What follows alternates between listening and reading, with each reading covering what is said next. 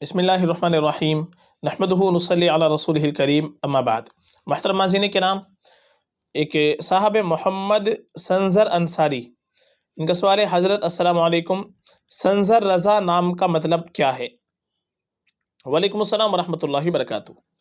देखिए, जो आपने तलफ़्फ़ुज़ लिखा है नाम का संजर, आपने जेड के साथ लिखा है, जेड के साथ, और उर्दू के अंदर सीन के बाद में ज़ा अगर हम देखेंगे तो संजर, ज़ा के साथ में, ज़ाल के साथ में, हमने काफ़ी तलाश किया, ये तो कोई नाम नहीं मिल पाया है। इसका सही तलफ़्फ़ुज़ ये है इस नाम का संजर। आपने जो जेड के साथ लिखा है ये तलफ़्फ़ुज़ सही नहीं है।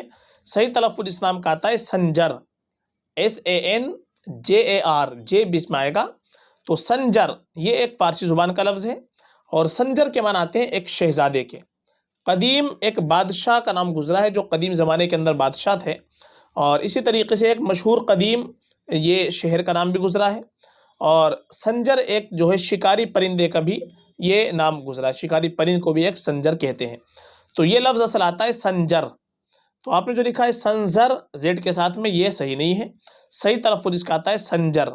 तो संजर रज़ा, संजर के माना शहज़ादे के आएंगे, बादशाह के आएंगे, कदीम ज़माने का एक बादशाह।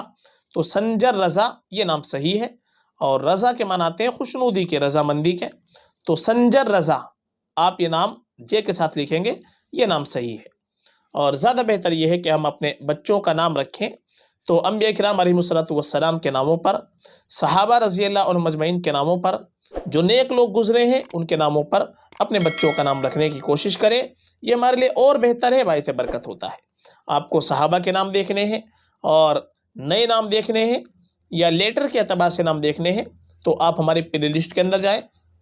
वहाँ पर आपको लेटर के एतबार से प्ले लिस्ट मिल जाएगी, सहाबा सहाबियात की प्ले लिस्ट मिल जाएगी, वो आप देख लीजिएगा। और नए नाम देखने हैं तो उसकी प्ले लिस्ट आपको अलग मिल जाएगी, तो वहाँ पर भी आप देख सकते हैं।